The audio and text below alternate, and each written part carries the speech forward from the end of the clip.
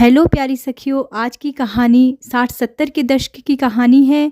जिस समय ना तो अपना सुख दुख बांटने के लिए स्मार्टफोन होते थे, ना ही लड़कियों को ज़्यादा पढ़ाया लिखाया जाता था और लड़कियों की जल्दी से जल्दी शादी कर दी जाती थी। तो आज की स्टोरी का नाम है फुलमा। अगर आपको स्टोरी अच्छी लगे तो प्लीज़ मेरी लेखनी को एनकरेज कीजिए, वीडियोस को लाइक कीजिए, शेयर कीजिए और चैनल को सब्सक्राइब ज़रूर कीजिए। Thank you. हिमाचल प्रदेश के पहाड़ी इलाके के एक गांव में तुंदल भाट अपने 2 बेटे और 3 बेटियों के साथ रहता था। सबसे बड़ी बेटी का नाम फुलमा था। गरीब तुंदल अपनी मिठाई और चाय की छोटी सी दुकान चलाता था। जहाँ कहीं भी मेले लगते थे वहाँ पर अपने साले के साथ मिठाई की दुकान लगाता और पैसे कमाता। बड़ा ही नेक और शरीफ व्यक्ति था। उसकी पत्नी दाइया का स्वभाव उससे बिल्कुल उलट था। बहुत तेज स्वभाव की थी। जब भी घास लेने जाती तो लोगों में चुगलियां करा देती, उनके घरों में लड़ाई झगड़े करवा देती। पहाड़ों की कठिन जिंदगी फिर भी जैसे तैसे मजे में चल रही। बड़ी बेटी 5 पढ़कर माँ की घास पत्ती लाने में, गाय भेड़े चराने में सहायता करने लगी। जब वह घास लेने जाती तो साथ लगते हुए बगीचों से पलम चुरा चुरा कर खाती। पकड़ी ना जाऊं ऐसा सोचकर वो लोगों के पास अपनी सहेलियों का नाम पलम चोरी में फंसा देती। लेकिन हर बार उसकी यह चालाकी ना चलती और लोग उसे पकड़ ही लेते। इस वजह से तुंदल भाट को लोग परेशान करने लगे। उसे ताने देने लगे और कहने लगे कि तेरी बेटी फुलमा की आदत बहुत खराब है। अब बड़ी हो गई है, अब उसकी शादी कर दे, नहीं तो कहीं भी उसको रिश्ता नहीं मिलेगा। तुंदल भाट मन में सोचने लगा कि बड़े बुजुर्गों ने ठीक ही कहा है, जो मर्जी कर लो, अगर पत्नी संस्कारी नहीं तो बच्चे भी संस्कारी नहीं बनते। उसने आस पड़ोस के इलाकों में बहुत कोशिश की कि बेटी का रिश्ता जुड़ जाए, पर हर जगह लोग यही कहते कि तेरी बेटी की आदत हमने सुना है बहुत खराब है, और ऐसा कह करके शादी से इनकार कर देते। फिर एक दूर के रिश्तेदार ने उसकी बेटी का रिश्ता करा दिया। रिश्ता क्या था, अच्छा खासा, अधेड़ उम्र से भी ज़्यादा का। वह शराबी था। उसे देखते ही फुलमा ने अपने पिता से कहा कि पिताजी, मैं शादी नहीं करूंगी। ये तो आपसे भी उम्र में बुढ़ा दिखता है, रेडियो हाथ में पकड़कर बीड़ी पीता रहता है। मेरी सहेलियां मुझे चिढ़ाएंगी। मुझे पलम चोरी करके खाने की इतनी बड़ी सज़ा ना दो। यह तो आपकी ही उम्र का लगता है, आपसे भी बड़ा लगता है पिताजी। पिता की आंखें भर आई। अपनी 16 साल की निर्दोष बेटी की बातें सुन करके मन में सोचने लगा कि काश मेरे भी पलम के बगीचे होते तो मेरी बेटी को 2 पलम के लिए ऐसी सज़ा ना मिलती। पर गांव में 2 पलम तो क्या, 2 पत्ते भी रोज़ रोज़ चोरी करना गुनाह था। लोग हुक्का पानी बंद कर देते थे। फिर आंसू पोंछते हुए बेटी से बोला, बेटा चोरी तो चोरी है, ऊपर से तू लड़की जात है। यहाँ पे हमारी जाति के रिश्ते बहुत कम मिलते हैं और कोशिश करके भी रिश्ता नहीं मिल पा रहा है। अब तेरी शादी की उम्र हो गई है। जिससे तेरी शादी की बात की है वह दिल्ली के होटल में लगा है और 200 रुपये महीना तनख्वाह पाता है। तुझे बड़ा खुश रखेगा।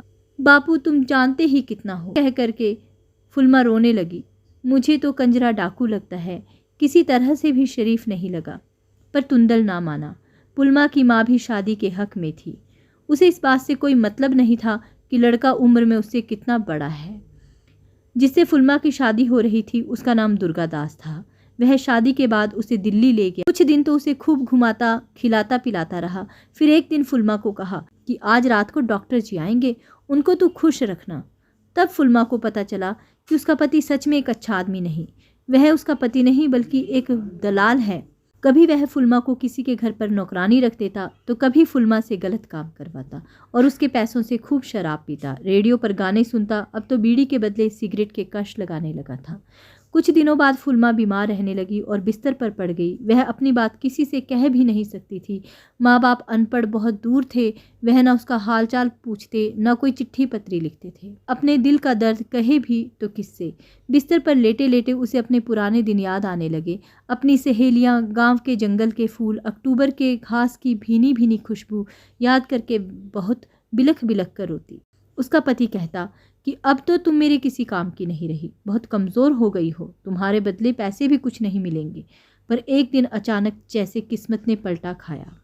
उसके किराए के कमरे में उसके दूर के रिश्तेदार और उसकी पत्नी जिन्होंने उसका विवाह कराया था वह आ गए और वहाँ का सारा हाल देखकर फुलमा को अपने साथ अपने घर ले गए और उसके पति दुर्गादास को खूब डांटा। फिर उसके माता पिता को टेलीग्राम करके अपने घर बुलाया। और फुलमा को उसके माता पिता के हवाले भेज दिया। फुलमा कुछ ठीक हुई तो फुलमा के पति ने आकर के उसके माँ बाप के पैर पकड़ माफ़ी मांगी और फिर से फुलमा को अपने साथ ले जाने के लिए मनाने लगा। फुलमा ना गई। इसी बीच करते करते 1 साल बीत गया और फुलमा के एक बहुत सुंदर बेटा हो गया। बेटा होने के बाद उसके पिता ने कहा, बेटी अब हम तुझे अपने साथ नहीं रख सकते, तेरा पति सुधर गया है, उसके साथ चली जा। लेकिन जब फुलमा दुर्गादास के साथ दोबारा दिल्ली आई तो फिर वह वैसा ही व्यवहार करने लगा। लेकिन अब जब फुलमा अपने बेटे का चेहरा देखती तो उसमें एक अजीब सी हिम्मत आ जाती। दुर्गादास भी शराब पी पीकर बहुत कमज़ोर हो चुका था। उसने कहा कि आज फिर डॉक्टर बाबू आएंगे यहाँ पर, तो उनकी सेवा अच्छे से करना। तब फुलमा ने कहा कि अब की बार अगर कोई आए तो जिसके साथ जो भी करूँगी उसी के साथ चली जाऊँगी, पर जाने से पहले तुम्हारी हड्डी पसली तुड़वा कर जाऊँगी, जेल भिजवा कर जाऊँगी। पिछली बार भी डॉक्टर बाबू ने मुझे हमेशा के लिए अपने साथ चलने के लिए कहा था। डॉक्टर बाबू बुढ़ा ज़रूर है पर तुम्हारी तरह बेगैरत नहीं। वह मुझे पत्नी का दर्जा देना चाहता है और एक तुम हो जिसे अपने से बहुत कम उम्र की पत्नी मिली है और तुम उसकी दलाली कर रहे हो। पत्नी क्या होती है उस डॉक्टर बाबू से पूछो जिसकी पत्नी इस दुनिया में नहीं है, तब तुम्हें पत्नी की कीमत का पता चलेगा। तुम्हें भी मैं क्या कहूँ, एक मेरे अम्मा बापू है जिन्होंने लोगों की शिकायत पर 2 पलम खाने पर आव देखा ना ताव तुम जैसे बुढ़े के साथ मेरी शादी करवा दी। तुम्हारी सच्चाई जानने के बाद भी तुम्हें जेल भिजवाना छोड़कर मुझे साथ ही वापस भेज दिया। जिसके माँ बाप ही अपने साथ ना हुए वह एक दलाल से क्या आशा रख सकती है। तुमने ना जाने कितनी पहाड़ी लड़कियों से शादी करके उन्हें इसी तरह से बर्बाद किया होगा, लेकिन इस बार हमेशा की तरह अब तुम्हारी नहीं चलेगी। ऐसा कह करके फुलमा ने रसोई से चाकू निकाला और दुर्गादास के सीने पर रख दिया। दुर्गादास फुलमा की इस हुंकार पर डर गया। कभी बच्चे का मुंह देखता तो कभी फुंफकारती हुई फुलमा को देखता। वह मन में सोचने लगा, अगर फुलमा उसे नहीं भी मारेगी तब भी वह किसी और के साथ हमेशा के लिए चली जाएगी। दिन ब दिन बूढ़ा होने के साथ ही उसे अब शराब पचनी भी बंद हो गई थी। फुलमा के अलावा उसकी देखरेख वाला भी कोई नहीं था। फुलमा के जाने के साथ ही उसके हाथ हमेशा के लिए खाली हो जाएंगे। ऐसा गहरा विचार करके उसने फुलमा से माफ़ी मांगते हुए दूसरे ही दिन अपने गांव का टिकट कटवाया और फुलमा को लेकर अपने गांव वापस आ गया। फुलमा ने कपड़े सिलना सीख लिए और कपड़े की दुकान खोल ली। वह भी शराब पी पीकर कुछ ही सालों में इस दुनिया से चल बसा। लेकिन अब फुलमा बहुत खुश थी। एक बार की हिम्मत वाली ना ने हमेशा के लिए उसके सम्मान से विधवा बनकर जीने के रास्ते खोल दिए थे। तब फुलमा पश्चाताप से भरकर अपने पुराने दिनों को याद करने लगी और पछताने लगी कि काश ऐसा कदम उसने तब उठा लिया होता जब एक छोटी सी गलती पे गांव वाले और उसके पिताजी ने उसका विवाह ऐसे अधेड़ बूढ़े शराबी दलाल से कर दिया। या फिर वो ये कदम तब उठा लेती जब पहली बार उसके पति ने उसका सौदा करने की कोशिश की। लेकिन फिर वो मन में सोचने लगी कि शायद यह बच्चा ही है जो उसकी ताकत बनकर के आया और उस बच्चे की खातिर उसने ये कदम उठाया। किसी की सुहागन बनकर तो नहीं, पर चलो विधवा बनकर तो इज्जत की जिंदगी नसीब हुई।